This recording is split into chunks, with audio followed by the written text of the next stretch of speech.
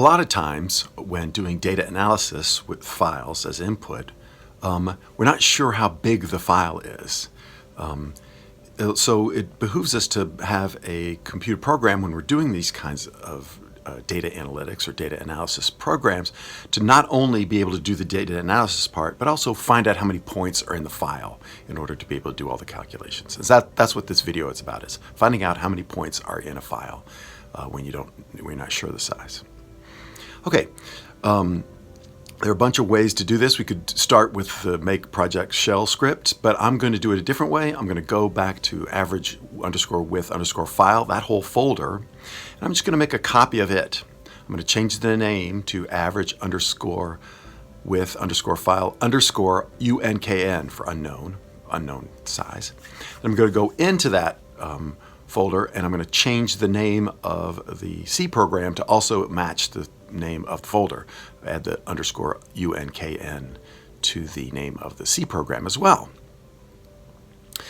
One more thing we got to do is we got to get some data files with different sizes in them, and so I have this data file directory, this folder with a bunch of different sizes in them. The name of the file is the size of the file. That helps us in our diagnostic ability. I'm just going to grab 3 of them. 010, I'm going to bring that into the folder, 0100, and 01000 into my project folder for this particular video. A word on data files. As you get more sophisticated, there are more sophisticated ways of storing data files, getting data files, all that stuff. As we're doing A, small files, and B, as we're learning how to do programming, it's the least error prone to actually put the data files in the folder of your project. It just reduces a lot of errors so that people who are just starting to learn don't make a lot of mistakes. As we get more sophisticated, we're going to do more sophisticated data management strategies. All right, so that's the start of the program, is copying from a different folder, not starting from the shell script. There's both ways have their advantages, right? And so throughout this series, we'll do both. All right. So what's different about the new C program we're going to make here? The first one is we're going to make the A array 1,000 points. So the maximum file size I'm going to use is 1,000 points, so I'm going to make A to match that. That's one thing to do. The next thing to do is take out the for loop where you're going the number of times through the file to fscanf to read the data. I'm going to replace that with a while loop. Inside the while loop is the fscanf statement. In English, what I'm going to do with this program is I'm going to say, while we're not at the end of the file, keep reading and increment the counter. Keep going. So how does that going to work? Inside the while statement here, there's a relational test, right? And what we're learning in this video is that fscanf itself returns a value. So we have the fscanf statement on the left side of this relational operation here. And it's going to use its return value. Up until now, we haven't assigned a variable to fscanf or anything like that, but it still returns a value nonetheless. The relational operator we're using is exclamation point equals sign. That's the not equal to sign. So as long as the return value of fscanf is not equal to this new variable that we didn't know existed until this video, is capital all caps EOF. So as long as the return value of fscanf is not equal to the end of the file, keep going. That's what this while loop does. Inside the while loop is only the counter, is only incrementing the counter.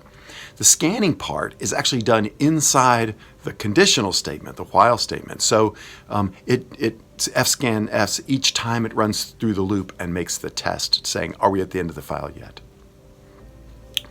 The way it works for like a 10-element file, o10.txt, is on the 10th number, a sub 9, right? Remember, the index goes from 0 to 9 of an array.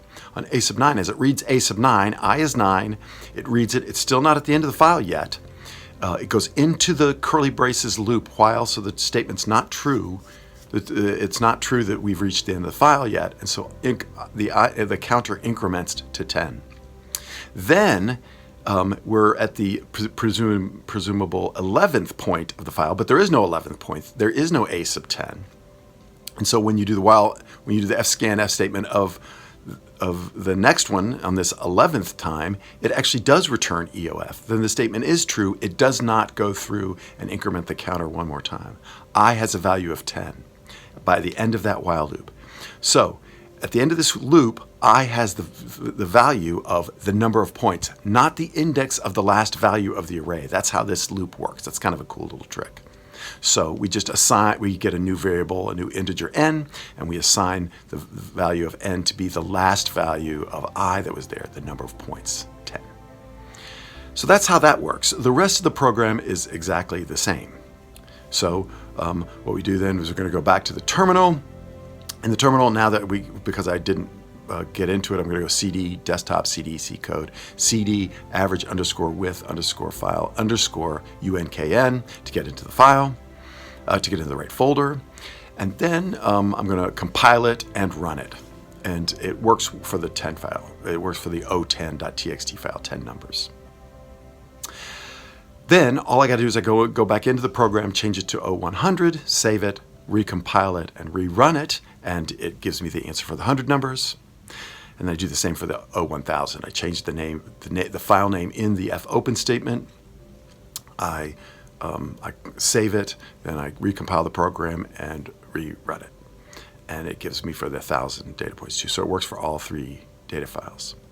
That's it. That's how it works. And that's this neat little trick that we learned on how to read a file when we don't know the number of data points.